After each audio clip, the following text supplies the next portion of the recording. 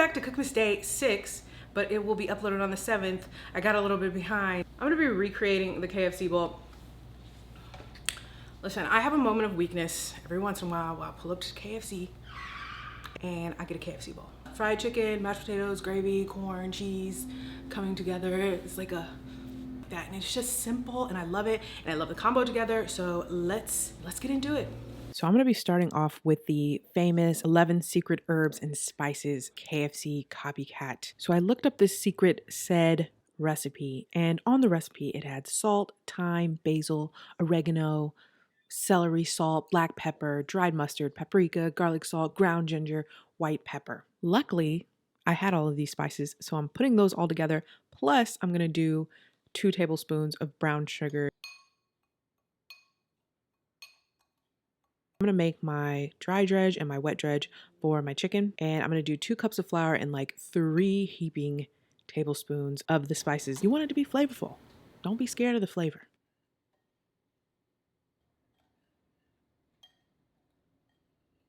For my wet dredge, I'm doing the same thing, only I'm gonna add an egg, and I'm doing something different this time.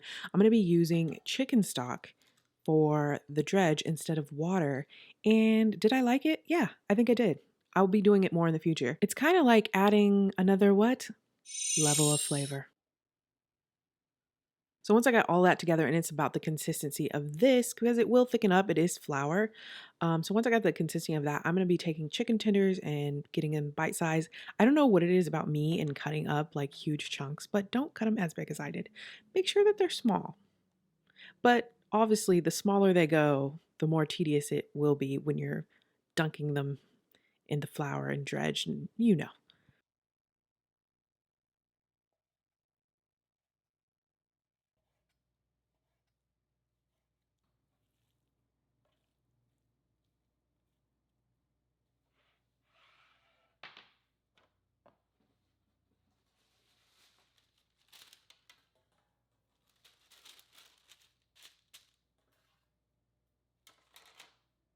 So I'm going to do it like this. I'm going to put it in the dry and then the wet and into the dry.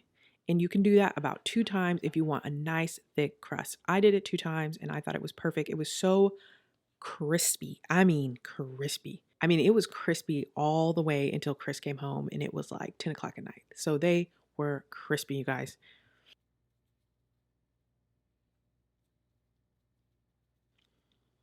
And when you're doing this, you're going to want to make sure that you're getting off the excess flour. So you put it in the flour, knock off as much as flour as possible, put it in the wet, get as much as wet off, and then put it in the dry, get as much as dry off. Because you want thin layers of it, not like huge chunky layers of flour, if that makes sense. Does that make sense? Hopefully it does.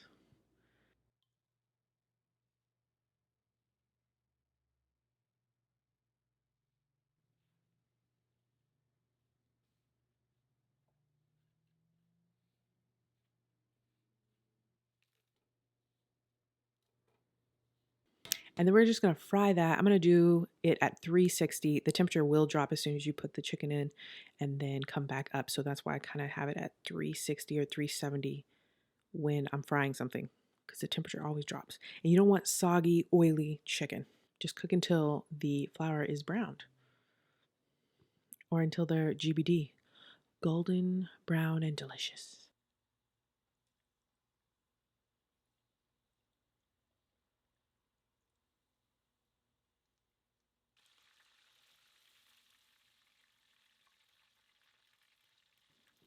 So take those out, put them on a sheet tray, let those hang out, and then we're gonna make our mashed potatoes, which are super easy. Everything is so easy. It really is about the fried chicken. It's just about it's just so simple. I love this recipe. It's so simple and it's quick. So I'm gonna do russet potatoes because I had a bunch of those, but I normally make my mashed potatoes with Yukon Gold or red because they're waxy and they end up being creamier than the russet potato.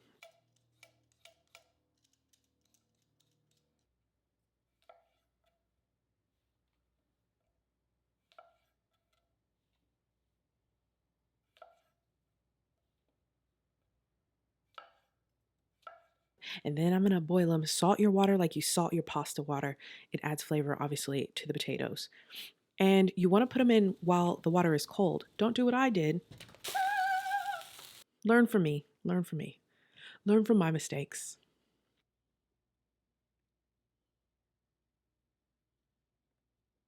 Then we're gonna drain it, and then we're gonna melt.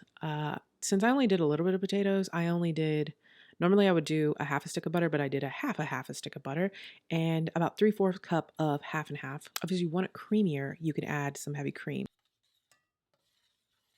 And so I'm gonna take my handy dandy potato ricer, and I love this thing because it gets your potatoes nice and soft and smooth, no lumps. I love a lumpy potato, but this recipe definitely calls for a nice smooth potato. With a ricer, you don't actually have to peel your potatoes, but I do because I don't like when it gets caught into the pillar. So then I'm just gonna dump my creamy, dreamy half and half and butter mixture, and I'm gonna salt it with salt and white pepper. And then once that's done, you can set this aside. See, super easy mashed potatoes. And if this weren't like a KFC recreation, you could add whatever you want. You can add some chopped herbs, some roasted garlic, some cheese. I love adding cheese and roasted garlic. And then the corn is pretty straightforward. I'm doing canned corn and not fresh corn because canned corn to me is a little sweeter and I like the texture of it, especially for a recreation like this. It's just simple, it's nice and sweet, and you don't got to do a lot to it. And obviously that's pretty straightforward. We're just going to heat it up, add a little salt, add a little pepper. You can add garlic powder, onion powder, but I decided not to because there's so much flavor in everything else. And then I'm going to make the gravy. It's going to be super quick and easy gravy. So I'm just going to do 2 tablespoons of butter, 2 tablespoons of flour, and I'm going to cook off the flour for a minute or so. Then I'm going to add beef stock to it. Now you can add chicken stock, beef stock, veggie stock, whatever kind of stock you want to use. I'm going to add beef stock. I'm going to add 2 cups of that.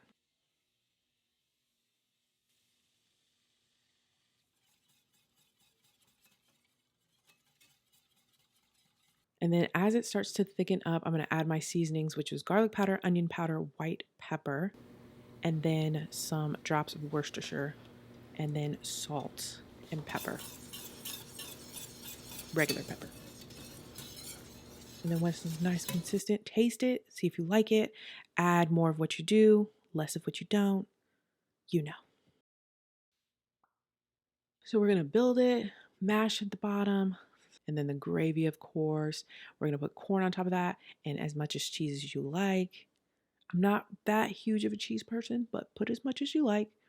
And then the chicken on top, and then more cheese. And then I toast it in my broiler for about 5 minutes until the cheese melts, or throw it in the microwave until the cheese melts. And you got yourself a perfect KFC bowl. It was so good. If you're still here, leave me some chicken emojis in the comments below.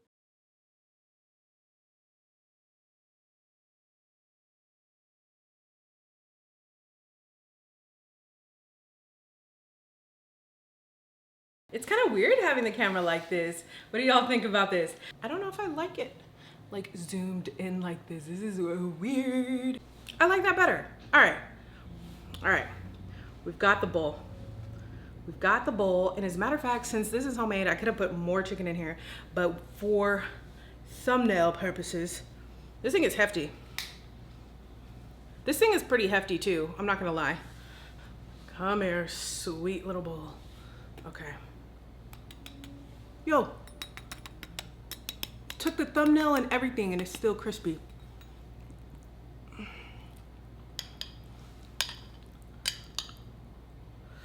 Ooh, that's a big bite for a big girl. Yeah, okay. All right. Oh, no, don't fall. Yo, these chickens are crispy.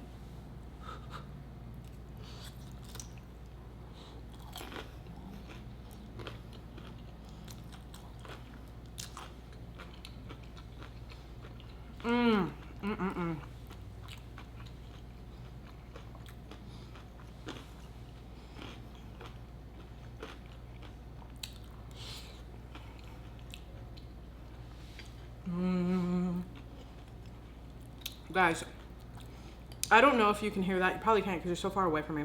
But the crispiness of this is so good.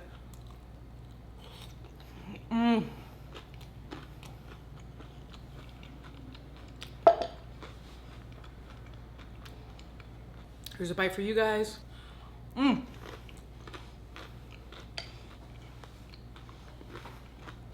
I I will say that this bowl is missing one thing. It's only missing hot sauce. Hot sauce me. I am gonna come out with my own hot sauce one day. And when I do, will you guys buy it? If I come out with my own hot sauce, will you buy it? Or salsa? I've been thinking about doing salsa.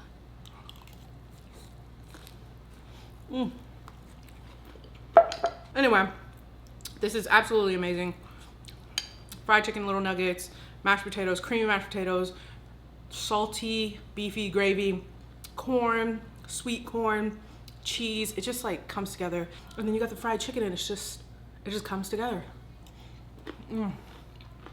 Anyway, I'm gonna wrap it up here.